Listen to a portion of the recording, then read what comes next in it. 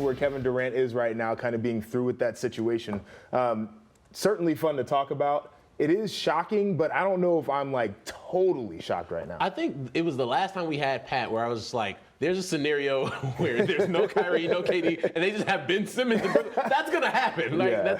that's a realistic situation now with all the reports that have come out. And I'm not surprised from the sense of, I come in every day to the green room and see Kyrie's name written on the board, and we have to talk about it. I'm like, do we have to do this today? I can't imagine being KD, seeing all the different reports, being on Twitter. You know he's on Twitter, reading everything, and him being like, I just don't want to do this. But Russ, he had the full season of knowing how Kyrie operates. He had this period leading up to it where he could say, like, look, this isn't for me. I want out. I mean, he waited up until 3 hours before free agency started. I think that's probably the most surprising thing to me. Yeah. I mean, this trade could be one of the biggest trades, I would say, in NBA history because he's got 4 more years on his contract. But what could be the return for the Nets for a guy like KD? Well, the interesting thing about this situation is that Brooklyn doesn't really have any incentive to bottom out and tank. All of their picks are owed to Houston, either in the form of the pick flat out or swaps.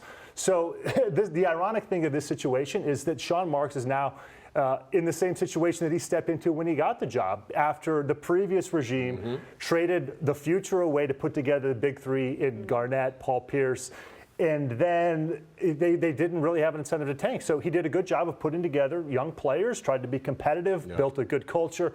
They're in that situation now, so it's going to be, I think that picks will be a part of it, but it has to be young players that they have control over, that they can sign extensions. They're already talking about Ayton.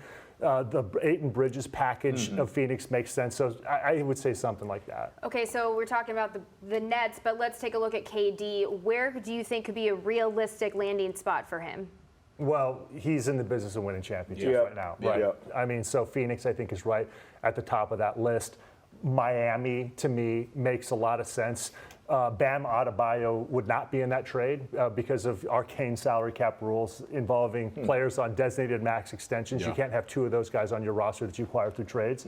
But they could build a package, certainly, around it. And we know that Pat Riley isn't shy about giving up picks if it's talking about championship in the next year. So that would be another one, obviously.